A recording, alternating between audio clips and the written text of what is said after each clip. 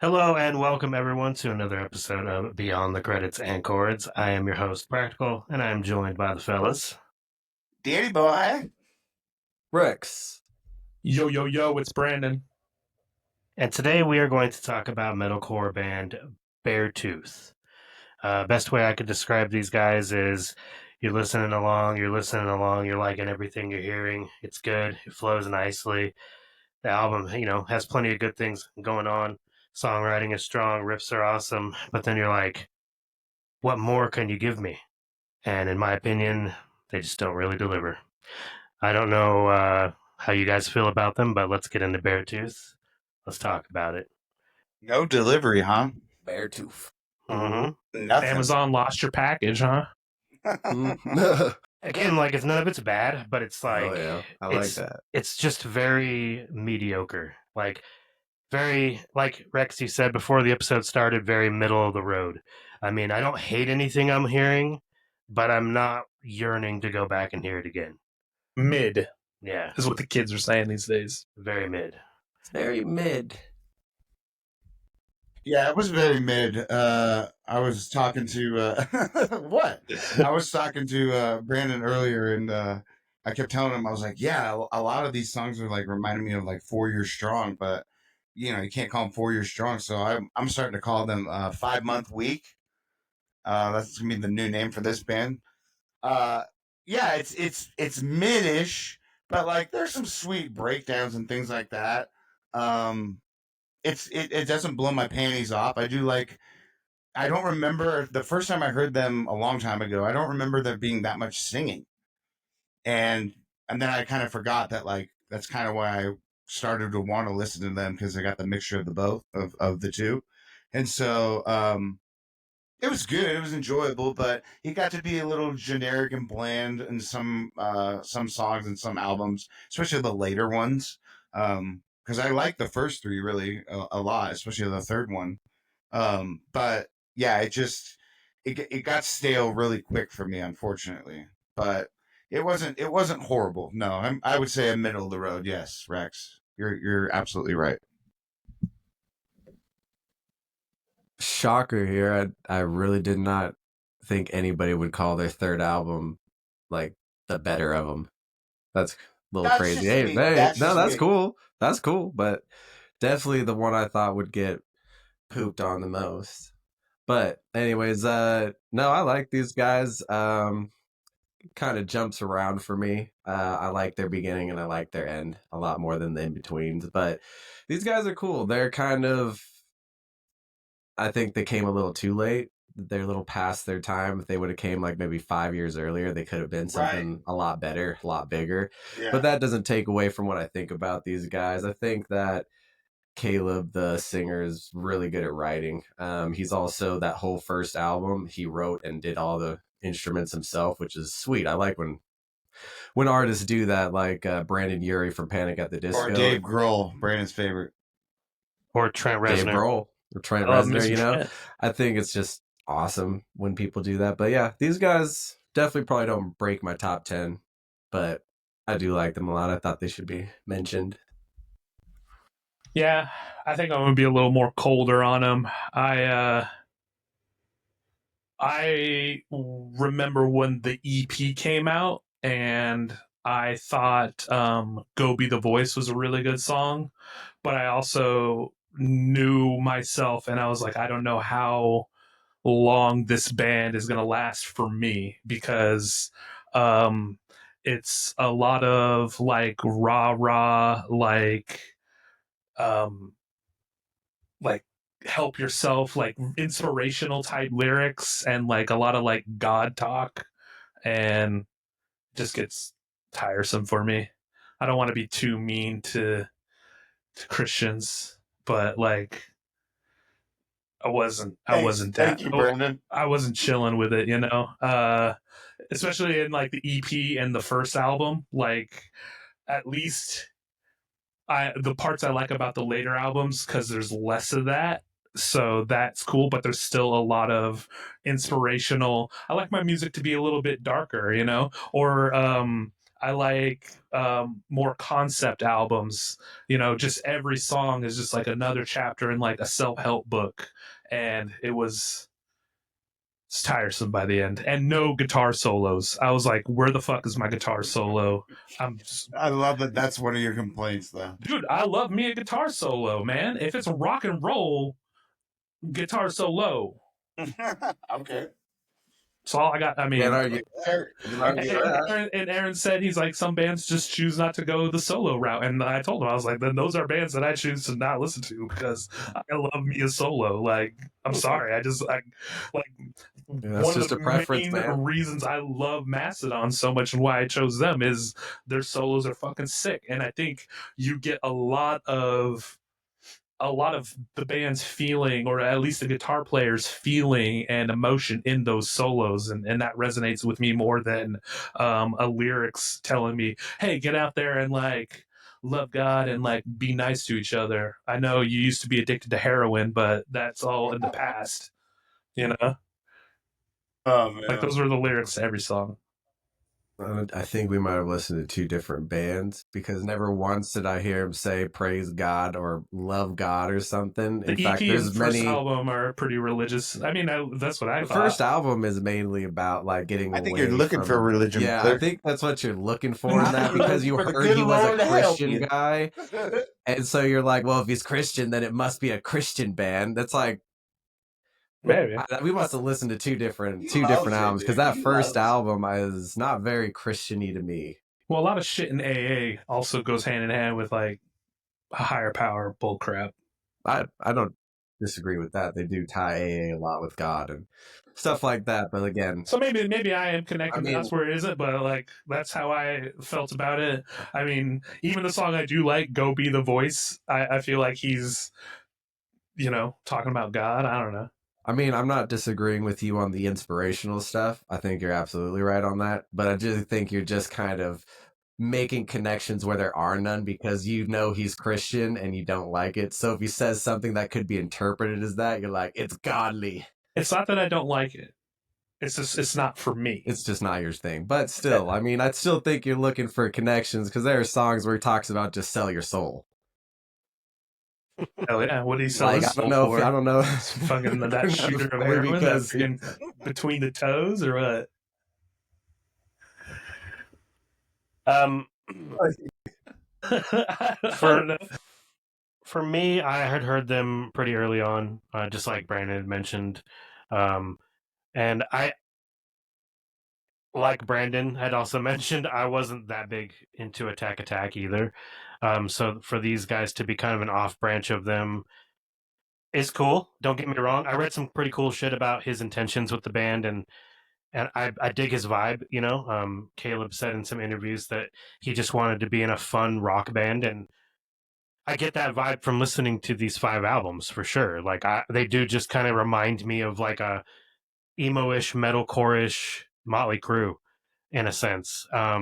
And there are moments throughout listening to the albums that even myself was like, God damn, that is filthy, with like a guitar riff or a breakdown or something, and thinking it was pretty sick. And like there were definitely moments, but there were not enough moments for me personally. Um, It just so all yeah, kind of starts to sound the same after a while. yeah, and I don't disagree with that, but at the same time, I would say that my favorite album of the 5 we're going to talk about is Below, the second to newest album. I thought that album was actually their best. It was like, it felt like they had really harnessed their style and perfected it, and everything was super polished, and it just sounded really fucking heavy. Like, I was actually jamming to that album.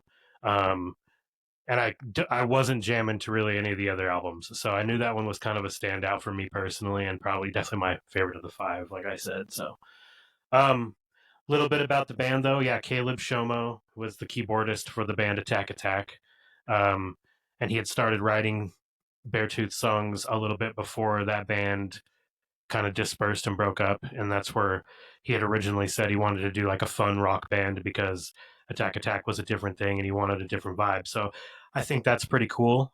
He did the first 2 albums actually entirely himself, which is pretty badass. I always loved that as well. And then as the band got bigger, he finally branched into a 4 and then eventually a 5 piece.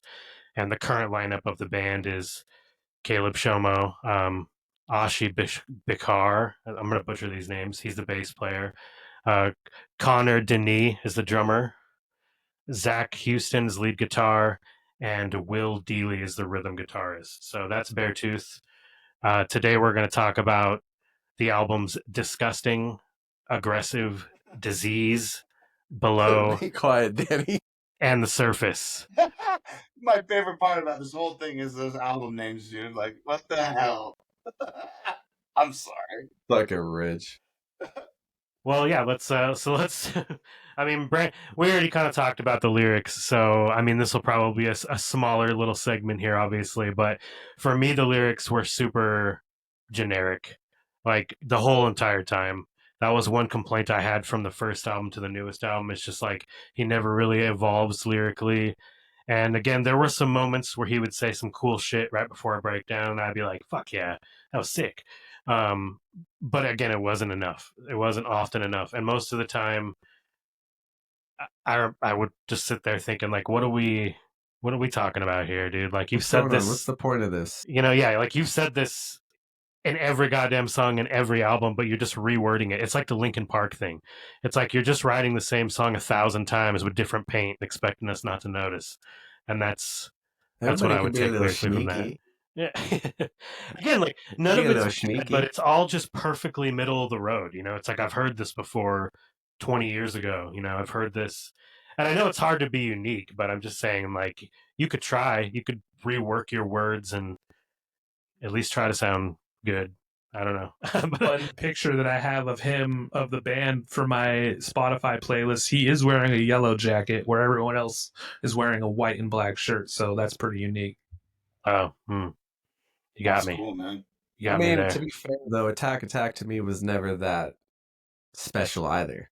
I have a grudge No. against Attack Attack because they are like, that's where crabcore comes from, where they fucking get Yeah. low with the guitar, and that makes me so mad that that's a Dude. thing. That it's a weird thing, and it's more of a thing now than it was then.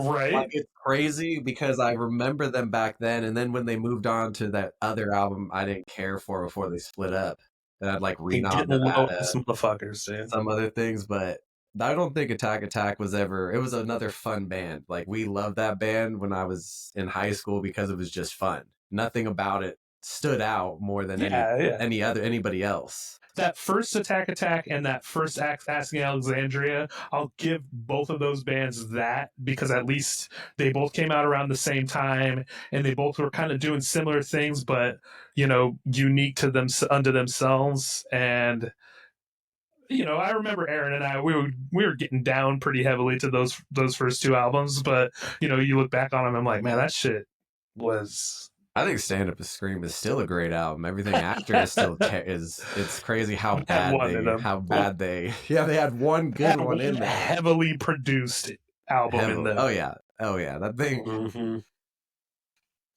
Because I saw they them definitely live. didn't write that. I saw them with you. Three times I saw those guys live, and not once were they good live. That's how you know they're just a fucking studio band. Yeah. That sucks. But anyways, Attack Attack was just okay. So, I mean, I think Beartooth and Bill Murray, that I recently discovered, is infinitely better than Attack Attack ever was. Who was Bill Murray from Attack Attack? He was the clean, I believe he was the clean vocalist. Okay. And Shomo was the keyboardist and also the screamer, I think.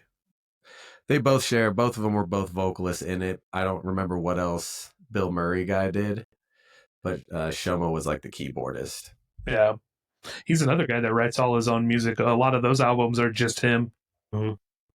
Yeah, we'll do a follow-up episode about those guys, and then maybe an Attack Attack. Yeah, they're sick. I really like them. I'm glad we did this episode because, I've been listening to Bill Murray quite a bit. Hell yeah. Well, I mean, what do you guys take away lyrically? Do you agree or disagree with Brandon and I, or what? Because I know you guys haven't said much about the lyrics. Rex, this being a band you chose. I like the chants, or like, not the chants, like, and they always shout something before a breakdown. Like, there was a couple that I wish I would have wrote down, but like, go take your dog for a walk. Like, there was a few in these albums that made me laugh. Like whatever the hell he said, and I wish I wrote them down because like they're so dumb. But like, I mean, you know me, I've said this in past episodes. Like, I'm not like super huge to paying too much attention to the lyrics unless I'm like really feeling, you know, whatever it is. Plus, it's Tate McRae. I was just gonna say that, dude. I was just gonna say that. Don't even get me started on that, dude. That's my album to beat for my top album so far this year. But that's another Sure it is. episode. Oh, shut up. But yeah, like I felt it was kind of Christian-y in the beginning. I didn't listen to that EP, but that first album gave me a vibe. I don't know if that's 100% true. It doesn't really matter if it is or not, but you know, take what you will from it. But yeah, like I said, the first three, I felt like I really wasn't like super connected with the lyrics, but yeah, anytime there was like a chant or something, I really dug that. That was nice. You love a good chant. I do. Everybody likes a good chant. Go take your dog for a walk.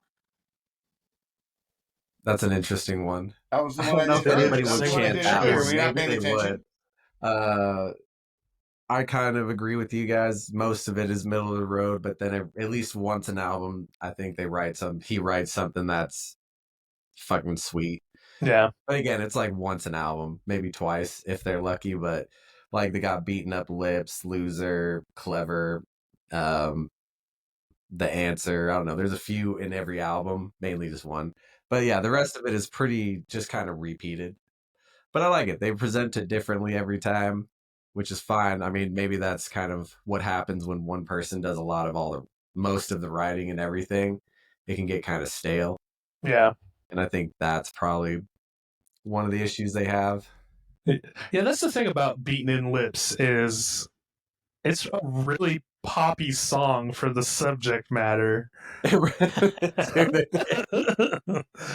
this is for the kid with the beaten in lip. I'm like, well, gee, all right, dude. Bro, this kid just got his ass beat. Yeah, like dad, you know. I'm so happy about it. Still, sweet song. That is one of the better songs on the first album. But Go Be the Voice, it's on the EP. It didn't make it onto any of the albums. I really like that song. That's a pretty sweet song. Yeah, no doubt. I guess moving on musically. So here's my biggest gripe with this band is, and this is probably my own fault for looking into this first, but before I went into listening to the 5 albums, I looked up their influences. I just always want to know that. And one of the artists that stood out was Every Time I Die. And the whole time I was listening to these guys, I was just comparing them to Every Time I Die, which is a disservice to this band, but there's such a lowbrow version of Every Time I Die, and it Saw that really on your hurt it. clip, and I was like, really? It just like, well, like for me, Every Time I Die is, I know how you guys all feel, but like they're way better than this. But you can hear that influence in his style, and the 3 bands that stuck out for me with that, and 2 of them weren't even on his list, but I can hear Maylene and the Sons of Disaster a little bit. I can hear Every Time I Die, and I can hear fucking The Used in a lot of his style. Timu, Every Time I Die. Yeah, exactly. And I think that for me was where it kept pulling me out of it, because every time it would do something unique, one thing that stood out to me throughout all 5 albums was his ability to like shock me with a pre-chorus.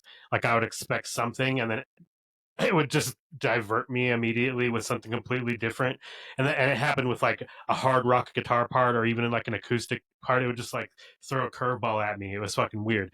But like I said, the listening of the 5 albums have their highs and lows, and like I mentioned before, there's that song "Body Bag" on the first album, and that was the first time I was like, God damn, that bass riff is fucking just filthy as fuck, dude. Like it lasts I like just the right amount of time. Yeah, that song. That's what I'm saying. There are some good moments, and when we get to the actual album breakdowns, I'd say I liked 4 or 5 songs per album, which is pretty good. Middle of the road. but yeah, exactly. Like none of these albums are like fucking mind blowing in any way. So writing down my favorites, you know, musically, it's just those breakdowns. I'm a sucker for breakdowns, and there's a lot of good ones on here throughout. The guitar riffs are, just pretty well thought out. So I'll give them that. But yeah, I don't know. I felt real disappointed overall, though. You didn't Um, miss the guitar solos like me? um, I like a good guitar solo as well. I mean, I just don't think that every band has to have that in there. Like, if their style is to not do it, that's fine. No, I agree. I agree with you. Yeah, I know that I it's not mean, for you. to Brandon's point, even Bayside is constantly having solos throughout their songs, and they're not even Dude, a metalcore band. Anthony Ranieri will fuck you up with a guitar solo, and even on that guitar, on that freaking acoustic one, just Oh, dude. like Stuff they freaking do on the acoustic guitars is so tough for the music they do. hell yeah. Anyways, Danny, this is Beartooth. This is Beartooth. Get fucked. Oh fuck yeah. Well, talk to me about the music for you guys. Like, I know obviously you had to have enjoyed some things, so I'm Dude, curious what those things are. 5-month week was what I heard. No, like you guys were saying different bands. Nobody said 4 Years Strong. That's all I heard the entire time I was listening to this, and I was like, damn it, like 4 Years Strong is infinitely better than this band. But like that's what all I'm kind of hearing. So, um, but I didn't feel like there was too much repetitiveness per se per album. I feel like when you got to different albums, you're like, oh, this sounds like a song from this album, and so on and so forth. But yeah, like the newer albums, maybe that's why I was kind of burnt out by the time I was getting to those ones that like I didn't really see it being better than the first three. But yeah, I still think that's funny that you think that Disease is that bad, Rex. Not that I think that it's bad, but it was a huge, like, even compared to their two newer ones and the two before it, it's a very different album in terms of Maybe like that's why I liked it though. I don't know. That's it weird. was in my head, it's like their attempt at going mainstream. Mm. Like, not that it was a bad attempt, because one of my favorite songs by them is on that album. But it was just interesting because I figured that was going to be the one that everybody's like, couldn't stand this Man, one. Oh yeah. I feel like The Surface is so much more mainstream than fucking that. No, Yeah. not that. Freaking Like I said, Riptide, trying dude, get to out of here. break That's one of into the things the about them too mainstream. is I feel like they're really trying to push that to break that barrier, and rather than just kind of being themselves, they're like really trying to construct songs that like get radio play. Sometimes it seems like for me, I don't know, but Well, and that's what I hope these guys get, because the only way this type of genre is ever going to come back again is to somehow get into popularity again. Like Silverstein attempted it. Their one album was an attempt at mainstream. It was the first time I ever heard one of their songs on a mainstream radio station. So they attempt, and obviously it didn't work out which so album? well. This is a Beautiful Place to Drown, I think is what it was. It's that one that's got that crazy glass like kaleidoscope on the cover thing. But Yeah. either way, yeah, it was their attempt, and I think, not that it was better for this band, but their attempt is something I admire, because I really still like this genre of music, and the only way it'll come back is if people start listening to it again and it becomes popular enough that people want to still do garage bands. Well, haven't you heard Youngblood? He's going to be the guy that saves rock and roll. Oh yeah, dude. I Yeah, akin that to get someone fucked. saying that about Rock on, MGK. brother. You can get fucked. It's all so bad. Someone's like, yeah, MGK is gonna bring pop punk back, and I was like, if he brings it back, it deserved to die. Yeah. And I don't have a thing against MGK. There's some things I like by him, but in terms of that, now. That's what I thought about this Youngblood guy. I was like, he just looks like MGK, but with black hair, trying to sound like Vince Neil from the 80s, and he sucks. One thing none of you guys have mentioned is I feel like these guys are this modern age A Day to Remember. What A Day to Remember was for like my high school years is what it is this time, because they're like that same kind of inspirational, like, Yeah, I don't think they hit And those poppy parts as good as Data Remember no, That though. guy's Data that guy's Remember voice hit is it. iconic. That's why Data the band Remember kind of hit it stands on their perfectly, own. but Hmm. I do when I listen to these guys, I hear a lot of a Data Remember. A Data Okay. Remember is not very good now, but their older stuff, like I want to say first 3 or 4 are top notch. But yeah, these guys I feel like try to model themselves kind of after them, and just didn't hit that note the same. Yeah. Get that nut. That cut. Brandon, musically, what stood out for you, or what didn't you like? You can be either or. Well, I mean, I don't want to be too hard on them. I mean, they clearly work hard, and they're like, they're trying to do their thing. Just might not be my thing. I like me a good metalcore band. I do. But this one, I don't know. This one just didn't stick with me. I think because I like that little like solo in the middle, that little variation, and it's just like it all kind of just blended together over time. It's just like, okay, cool, this is gonna be gang vocals, breakdown, chorus, and then we're gonna go back to some verses. We're gonna talk about how like great everything is gonna be, but we just gotta get over this hump. Uh Shooting up between my toes, like we're gonna be sober. We're gonna be sober kings. We're gonna break it down again, and then we're gonna like I don't know. It was okay. Yeah, I think I'm with you. It's middle. It's definitely middle of the road. I probably sound like I'm being more hard on it than middle of the road, but that's just me. And yeah, I don't know. Caleb can get fucked. I'm just kidding. No, I'm just kidding. No, but like Yeah, they keep doing their thing. It works for them, and they obviously they have 5 albums out. They are obviously you know successful or semi-successful. So like it'll happen for them probably, maybe, I think kind of. their listeners on Spotify is more than Bayside and Silverstein. Oh shit! Just Let to me see, see. I think it's like 1.8 million for them and 1.6 for Silverstein, and What? Bayside doesn't even break a million. I that think One is point Bayside's 1.8 million listeners. And hey, Yes. Bayside isn't for everyone, but Bayside is definitely for Bayside me. should be 10 billion listeners a day, but people don't It's enough for understand. everybody. Go that listen to blows my You're a mind. pussy. Three guys suck, dude. That kind of blows my mind that many people are listening to them. Actually, I guess I get it. I'm really out of touch with the newer music scene, so This It's generation easier is to really pick into up the rah on. rah, the self help shit, man.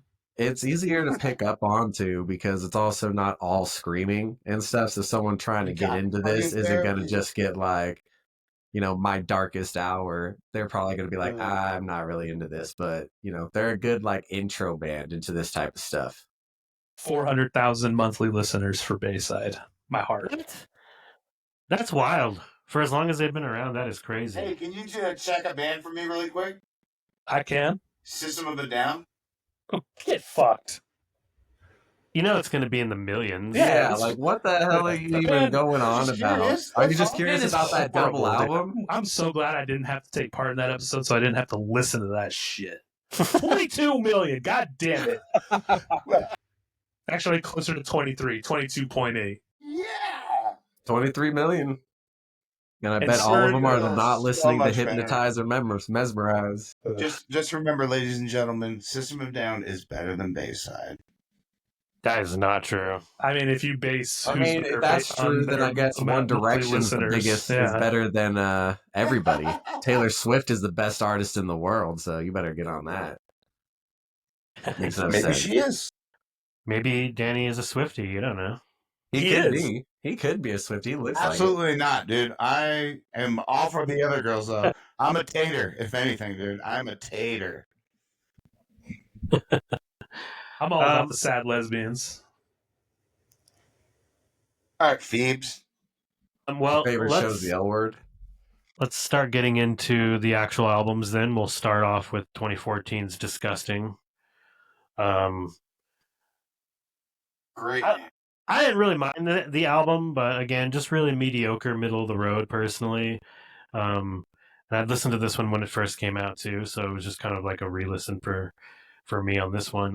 It's the only one I'd heard, so everything going forward was new to me. But uh, I like the raw rock feel of this album for sure. Like it's before it's got real polished studio tracks on it and shit like that. So I'll give it that. And like I said, that I mentioned them wanting to be like a fun rock band, and I think if you go into these albums starting with this album with the mindset that they're kind of like Motley Crue, like I said, just a party rock band, I think it works more.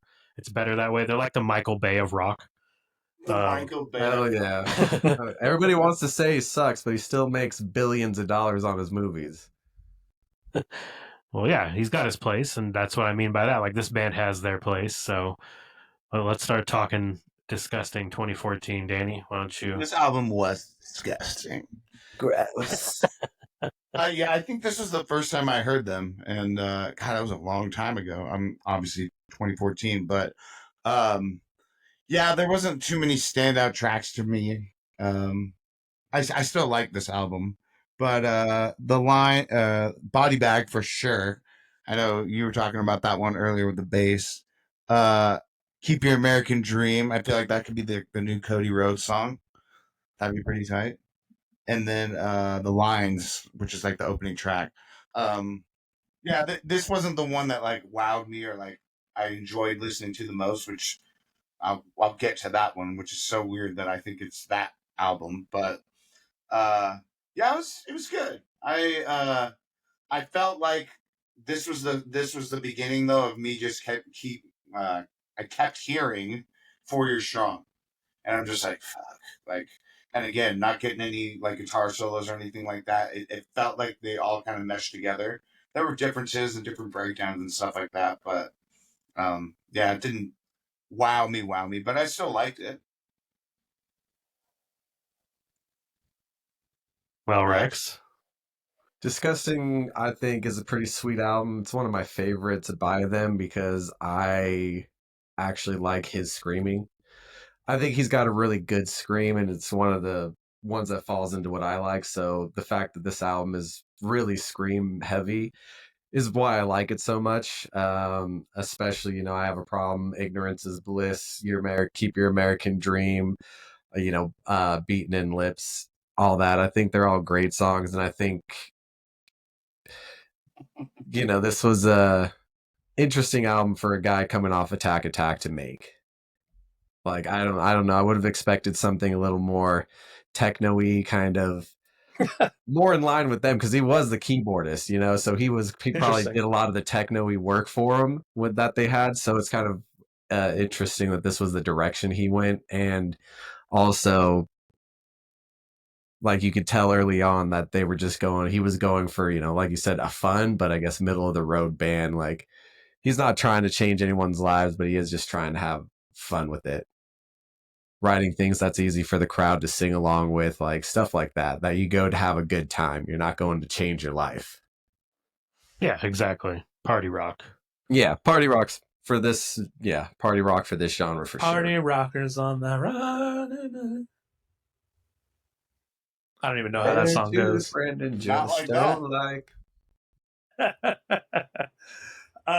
For me, I will say musically, I do like the EP and Disgusting probably the best. They do have that more raw. It's a guitar, a bass, and drums. And I really like that sound. But it works for an EP and an album. I don't think that they ever really evolved from that. They might add another guitar player, but it's still is that same kind of chuggy breakdowns. I can't remember what song, but what's his name? The producer Corey Feldman, or Corey Feldman produced this? That'd be so sick. No, I don't know if it's Corey That Feldman. would It's not be sick. it's the one who did almost all of the Used albums. His name's Feldman, and I can't remember the rest Hold of on, his let me name. can find that for you. Yeah, he does. Brandon, pull that up. Yeah, he John did. Feldman. John Feldman, yeah, he did. The newer Blink albums that I thought were even worse than what you could think. He did almost all the Used albums, which first of them were good, but he also helped with these guys. So I feel like that's also kind of why they're in that almost trying to be kind of poppy stratosphere too, because Yeah, that's what and he I kind of mean, stars in. one of the songs I like more on this album is the more poppy one, In Between. I think that song's That really song good. is sweet. That song I Have is a Problem is the heavier, is like the antithesis to that song, and I like that song too. But yeah, I mean, didn't really do much for me other than was like, okay, I mean, let's put it this way: any of these albums or any of these guys' songs could be put on, and it wouldn't be like, man, fucking turn that shit off, please. I'd listen to it. Middle of the Fair. road. That's fair. I think I gauged it right. I think you did. You know us all too well. Like I said, I thought the album was okay. Danny mentioned The Lines. I thought that was a good song. Body Bag, that song was pretty badass. And Keep Your American Dream. There was a moment in that song that kind of reminded me of like Panic at the Disco a little bit. Yeah. Which was pretty interesting. Like I said, and I don't regret listening to it. I'm glad I went through this one again because I did add a couple songs to, one of my metalcore playlists, and I did that through all 5 albums, so I can't complain there. Like I didn't hate this album by any means. I just didn't love it. But I do love that Caleb Shomo fucking did the whole album himself. I always love that. As soon as I find that out, I give bonus points immediately to some shit like that because multi instrumentalists are just totally fucking badass to me. And the fact that both disgusting and aggressive are that is so sick. That reminds me of like Foo Fighters and Nine Inch Nails, like we talked about. So fuck yeah to that.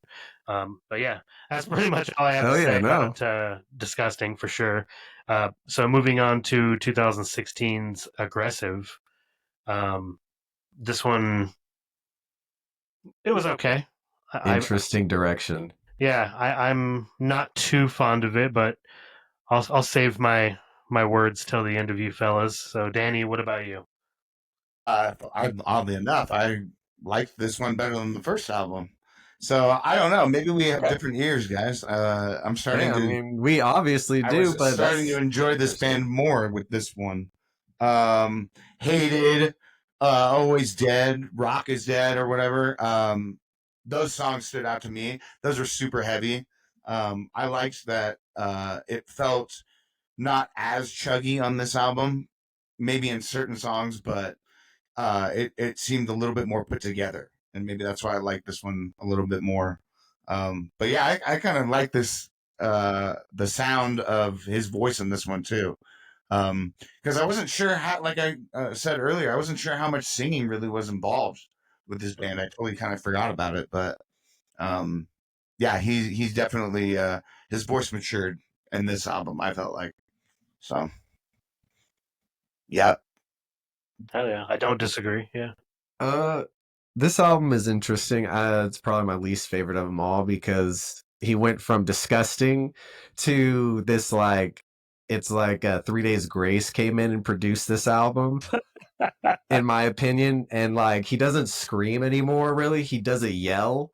Like it's like a scream yell now, and it's kind of like I imagine people who are really big fans of Disturbed would like this album a lot. That's how I see it. But that's not to say that I don't like songs on this album, and the overall feel of the album is a lot more, like you said, polished. But he does sing a lot. Like he sounds like he's taking his shit. And I'm not too aggressive. It's funny that you say that because Disturbed is one of their influences. So. And then for sure, this album is where they get it from, yeah. dude. Yeah, no. So I mean, aggressive, hated. Yeah, he almost was gonna do it. Aggressive. I It's don't know. more of like the guitar work that's reminiscent of Disturbed for what they're doing musically. That's where I was hearing it several times, especially on this album though.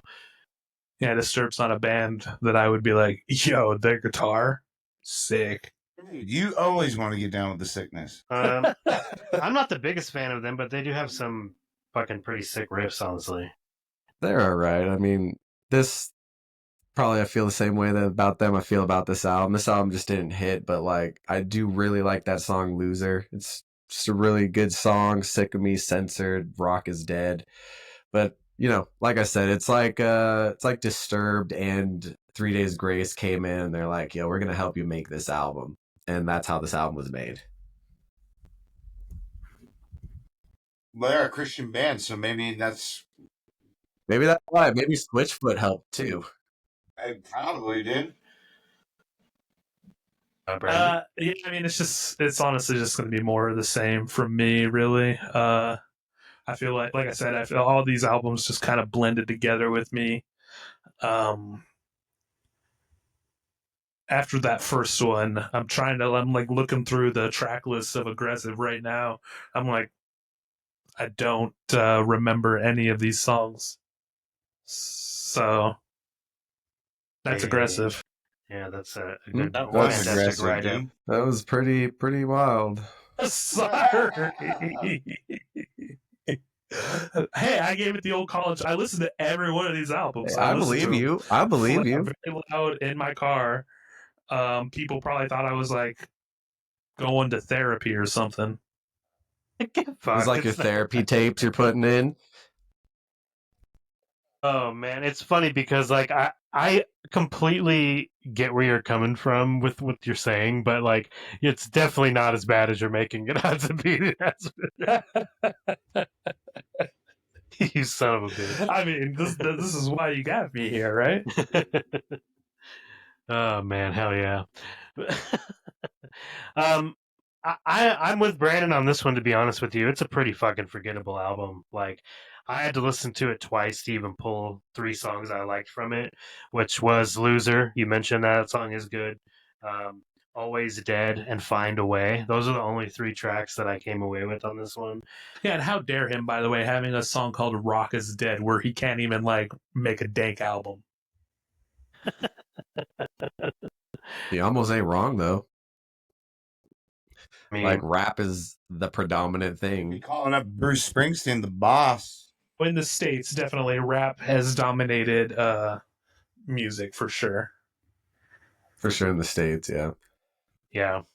Um, yeah, that's pretty much all I have to say about Aggressive as well. Just a more polished version of Disgusting, but not as creative to mainstreamy, I guess, in terms of its attempt to be more commercial versus more raw, like the No first songs album. about beating kids. Yeah. No poppy songs about beating kids. Moving on to Disease. That was the first album I listened to when I redid this, or I went through them because I wanted to pick something in the middle and see where they were at since I'd heard them last, just to see like if they'd evolved, and they didn't. So, um, like I like this one more than I like Aggressive, but yeah, I'll get into that at the end. So, Disease 2018, Danny boy. This is the one I like the most. I don't know why you guys hate on this stuff. Yeah, I can name a song off of this album, so that's a step in the right direction. Hey, that works. That works. The sound is a little bit different on this one to the prior two, so maybe that's why you guys don't like it as much.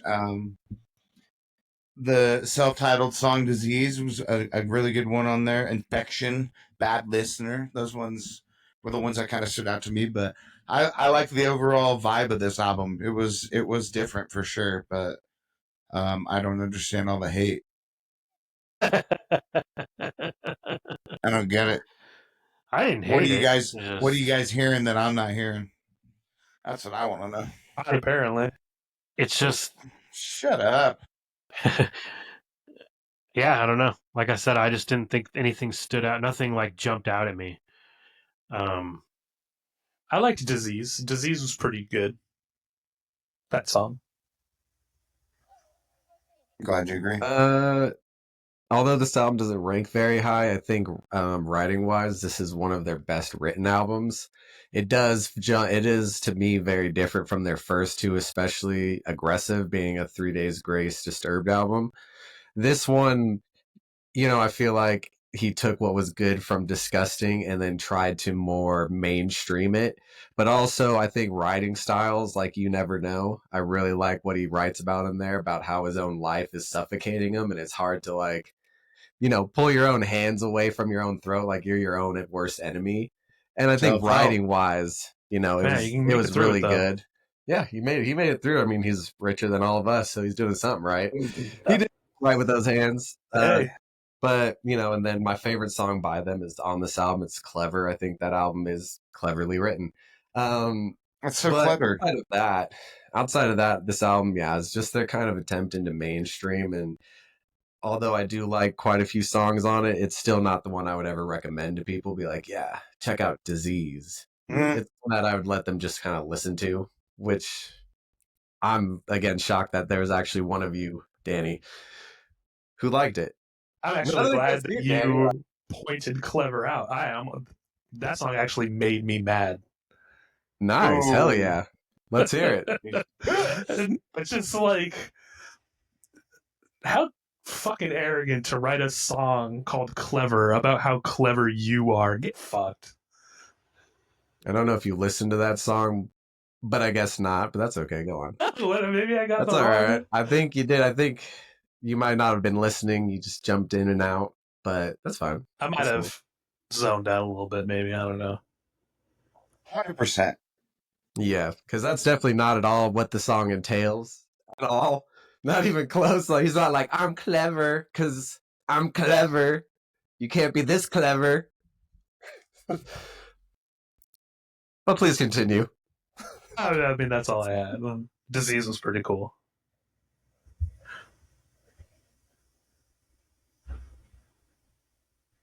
I I like maybe 3 tracks on this album.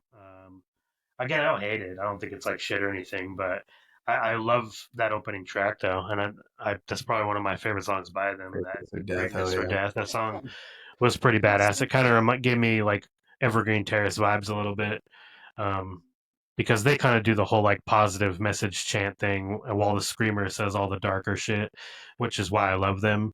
Um, and that's really the only time that I was kind of reminded of their style. With that, was just with that song. I really like that song. I like the song "Disease" and "Bad Listener." I didn't think that song was too bad either. It But was awesome.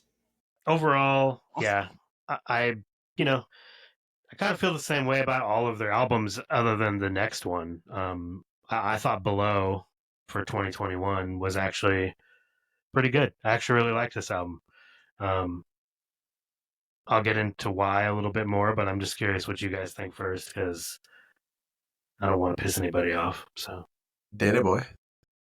Yeah, these guys definitely had COVID or something. I don't know. It fell off a little bit for me. Maybe because I liked the previous album so much, I just wasn't really vibing with this one. Or like I was saying earlier, I think I was just getting to the point where I was somewhat getting burned out a little bit, just because it was getting a little repetitive, being so mid. um, you son of a bitch. but what I did with a lot of these albums, because I wasn't like super thrilled on most of them, was I was still trying to find good songs that I enjoyed listening to, and I did with every song, unlike some people. So this one, "The Past Is Dead" was a good one. "Phantom Pain," hell of it. Um, those were like the only songs I was somewhat into. But yeah, these last two albums weren't tickling my fancy. I see. Rex? I think this album's fucking sweet. This one was a cutter. I think Okay. this one, they came in and they were like, let's kind of put away a little bit of this mainstream attempt and just go for a metalcore album. His scream was on point. I really am a big fan of singing to screaming, and he does a lot of that in this album. Devastation, Below, Fed Up, Dominate, they're all absolutely fantastic tracks. I feel like, I don't know, I feel like they might have just been a little tired of doing their kind of poppy thing, even though they have a few in here. But overall, it's just kind of a more metalcore, hardcore album. And I appreciate that, especially from these guys. And yeah, I think this album's so sweet. And Yeah, I I definitely like bands like appreciated that. the heavier edge to this one. It kind of brought me into it a little bit more, like uh, Below, like you said, Devastation and Dominate. I think I like all of those songs fair amount enough. Um, Mhm. and then yeah, it didn't make me mad, so that was good. That's a positive. It's always a net positive to walk Great away not job, pissed buddy. off. Round of applause, guys. Um, I liked it. I liked it a lot. You guys have already kind of said why already. Um, moving away from the more poppy theme and going for a little more aggressive sound. And I think they nailed it. I really like this album pretty much all the way through, actually. When I was adding songs to my playlists, this was the album where I put the most over there. And I just think it's sick. I think there's a lot of good breakdowns. The production is badass. This is kind of the first time that I was really feeling what I had mentioned before, where I said like they'll do like a pre-chorus, but then throw me a curveball, and I'm like, oh shit, I didn't expect that breakdown, or oh shit, I didn't expect like just totally badass, So and with it, that pre-cut, yeah, Woo! exactly. So I felt like the song below, Devastation, The Past is Dead. I really like the Phantom Pain and the Hell of It. All of those songs to me were totally fucking sick. Yeah, I don't know. I liked it the most out of all these albums. I feel like it was the perfect culmination of the three before it. Um, and I was kind of hoping they would continue this sound, but then they didn't really with the Surface, unfortunately. It's like they got tired of being cool and they were like wanting to go back to being poppy and shit, so that's what they did. Get popped.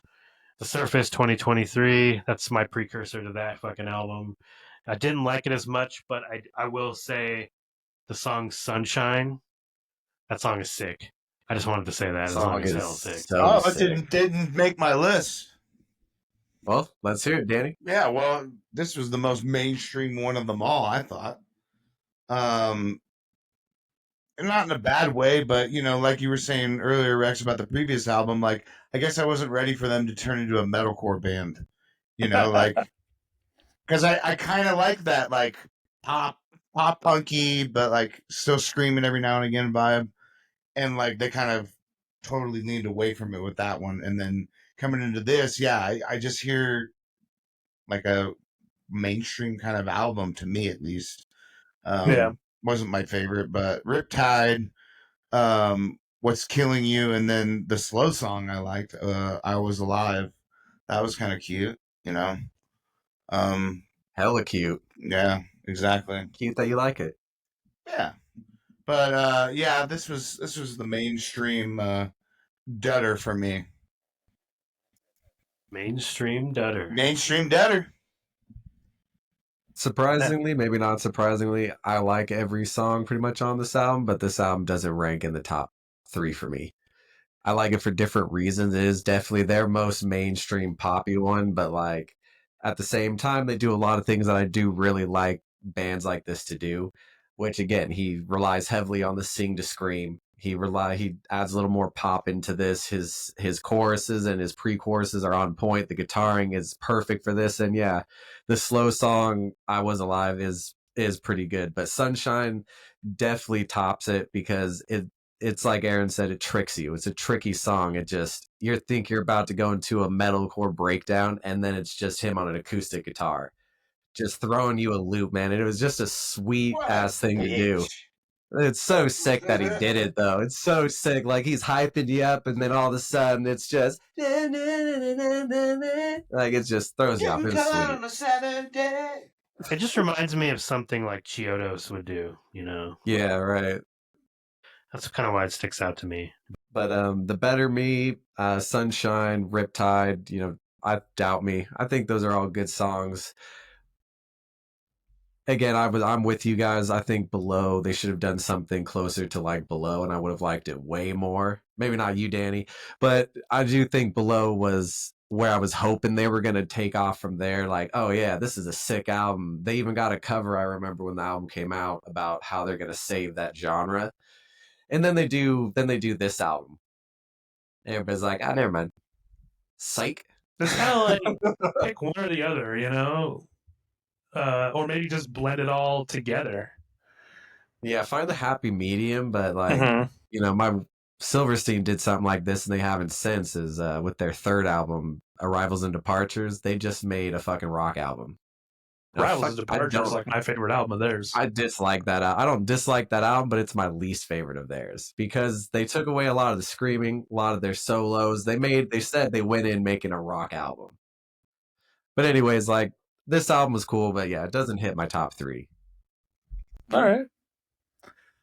I like some of the more poppy ones on this one. They caught my attention because the breakdowny kind of stuff just all starts to blend together after you listen to, like, I think I listened to 3 of these straight while I was out on the road, and yeah, it just all kind of blended together. Maybe that's where some of the disconnect is coming in, because I did marathon listen to a lot of it. And but yeah, the more poppy stuff like Riptide would, like, snap me back into it, like, oh, okay, this is different. I kind of like this a little bit. It still is very just, it's not something I'm gonna turn on myself, but and yeah, I do think they should find instead of just going back and forth from heavy, poppy, heavy, just let's find somewhere in between and let's make something sick and add a fucking guitar solo. I won't argue with that. I think that'd Yeah, be come sick on, thing to man. add. Come Oh, on, I just just a want nice to get little fucking solo. seared and hear a guitar solo, Just want to hear a little solo, bro. I didn't really care for this album that much. I liked Doubt Me, and I mentioned Sunshine in the beginning. I think Having a Sunshine hard is a pretty time good hearing song. you. The song Sunshine was really good, and Doubt Me was also very good. But beyond that, I didn't really care for the album at all. I wouldn't re-listen to it. Um, yeah, I mean, none of the albums are bad. Like I said, I think they're all kind of just middle of the road. They're okay. If I'm happy to come away with songs that I want to put on my playlist of stuff like this. So I'm still happy that I listened to them. We usually talk about legacy and impact, and I don't know. That was actually going to be a question piece I had for you guys because I know they don't really have either of those things yet in their career. They're I you actually know thought about that question. I was like, oh, that actually would be an interesting thing to answer, because I was like, yeah. How do I put this? No.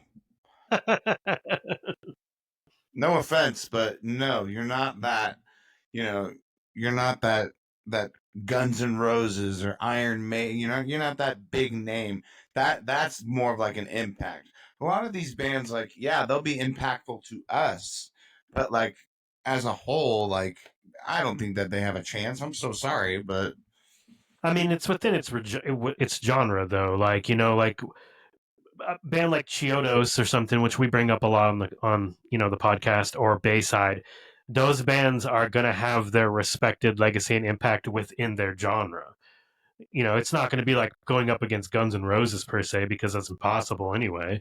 But like, you know what I mean? Like within their respected genre, they're going to be joke. people. Within like Bayside fans, that Bayside is a cult, because Oh yeah, they Bayside's don't a cult. have the biggest fan base, but the people that are there are Are fucking fucking there. Yeah. Yep, we're a cult for sure. Hell yeah. Ass. Pass this. Look, some people just don't have ears. I think what I got them. the one thing that I Your want ass. to say about them in that regard is I don't think they're a band that could have their feet in either of those categories, just because they're a watered down version of bands better than them. And that's fucked up to say because I don't mean it that way, but like, again, when I hear their music, I'm hearing Every Time I Die, and Every Time I Die are legends within their realm. So like, what is what is this band going to do in the future to maybe carve themselves out for that? I hope they do it because I do like his style and I like his approach and the whole like party rock thing. Because again, I wanted to compare him to Motley Crue the whole time, and I still think that stands. Like I think they're kind He of kind like of dresses like them. yeah, and I like I like early Motley Crue, and I still get that vibe from them even in their current state. So I mean, again, that's why I kind of like them, but I'm just not seeing them have a foot in either of those fields. Like I said, I just don't think it's at least not right now. I don't expect them to have a legacy or to leave behind anything, but like I said earlier, I'm hoping this is a band that gets kids to start making more, garage bands again, because it might be middle of the road, but that's where someone will come in and do better. And that's where we'll get new bands and we'll get new people. Like, this doesn't have to be the greatest musicians you've ever heard, but it's got to be good enough that it'll reach you. Maybe not like, oh my God, it was a great song, but I mean, like, it's popular enough that you get to actually hear it. And that hopefully to me will spawn growth of more musicians in this genre That and kind sounds of like you're like talking about the bring it Christian back. religion. Praise Jeebus. But A lot of these but bands that's will what I live and mean. die Like, by their live performance too, and I've seen some videos of them live, and they do look energetic and fun. So that'll spread, to people amongst their fans, like, oh, you got to come with us. They're so fun and energetic on Go stage, dancing tonight. maybe. But that's what I see. But as far as legacy and like long lasting name, unless they do something a little different and maybe do find that medium of pop and metalcore, they might become something better. But as of right now, yeah, middle of the road. I like them, but kind of a Metalcore. niche like thing into that genre, because yeah, they are just the simplified version of many other bands. The easy listening, like I said, the introduction into groups like this, where you want more, so you look into who they liked, and that's when you find someone like Every Time I Die Or Ariana Grande. or Taylor Swift, since Danny's such a big fan. Yeah, I mean, you're always going to need those mid card acts, and I think these guys fit into that, and I think that will be their legacy.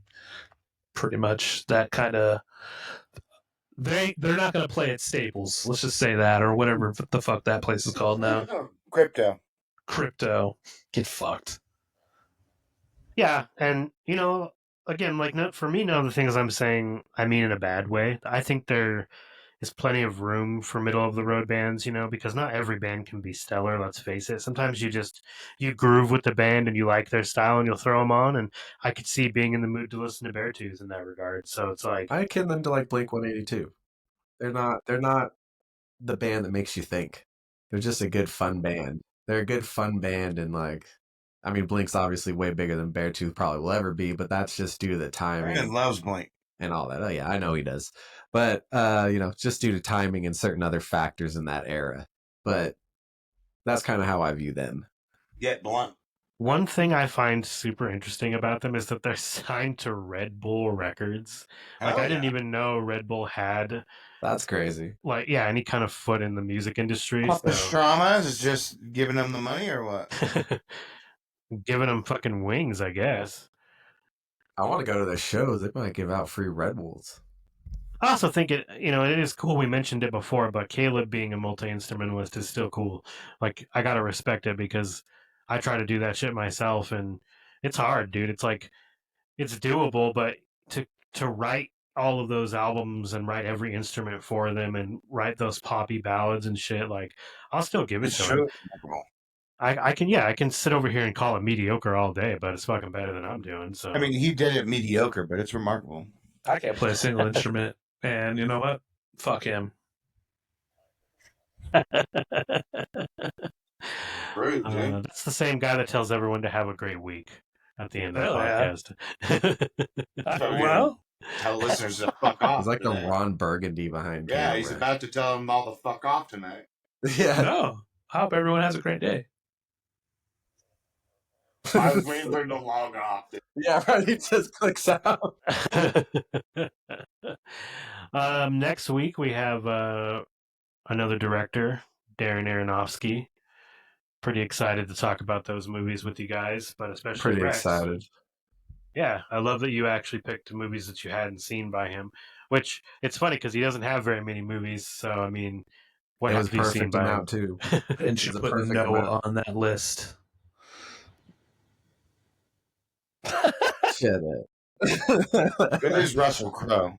I almost put The Whale on there because it's one of those weird movies. I don't have kids. I don't plan on it, but that movie makes me tear up when I watch certain parts I of had it. no 'Cause I'm interest in like, seeing it.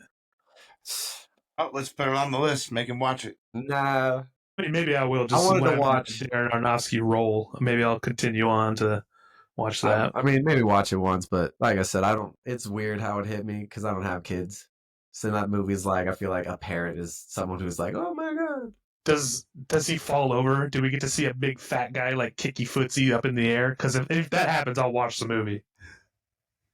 I'm not going to spoil the best part for you. He may fall in the movie. Well, yeah, it's cool because Rex picked Pie, The Fountain, The Wrestler, Black Swan, and Mother. The And Pie. The Pie. Oh, what? American Pie? Pie. Pie, Hell yeah. Pie. just Pie. Yeah, and I'm excited. Definitely excited to talk about Mother. Talking about that will be interesting for I've sure. been meaning to watch this movie for a while. And now I was like, this is a perfect time to force me to watch it. Not that I have anything against it, it's just me watching movies these days is rough. I don't know why. I'd rather be a blacksmith and shit in Kingdom Come. Well, I guess this episode was kind of a prologue to a discussion about that movie because Darren Aronofsky doesn't exactly have the most favorable views on religion. No, he does not. And that movie is very religious. All right. Religious. Religious. Yeah. I had a lot of Yeah. saliva in my mouth when I said Yeah, that. that I'm was sorry. gross, dude. You're salivating at the mouth over religion. Well, everyone, this has been Beartooth. Beartooth. This is your Boo host, Bear. Practical. Hey, I'm Danny Boy. Rex. And it's me, Brandon, wishing you all a beautiful night. Hell Could yeah, be day when they beautiful listen night. to this, too. Hey, just, use Caleb's words of picking yourself up and taking that needle out of your arm and living life. Dude, you sound like Karen Sharp from 103.5 right there, dude. You're about to put me into a ditch. I'm more about Delilah. Delilah. Man. That lady used to tear me such up. regional talk right there. Dude, that lady used to tear me up in Cali, dude. Just smooth jazz. You're driving home. Like, she's just talking about, Darren, this Lisa wants to tell you she loves you and she can't wait to see you tonight. You're like falling in love with the listener. Next thing you know, you flowers. yeah. Take Oh, her on a dude. drive and tell And her you he love just her. had that voice right there. So I'm sorry. Sorry to bring it off track, but that just got me a little loaded. You The do last have thing that they hear voice. is this little, sweet little tuck in, like, hey, good night, guys. Do a little ASMR voice. All right, San Diego. Get fucked. We'll catch you next week, guys.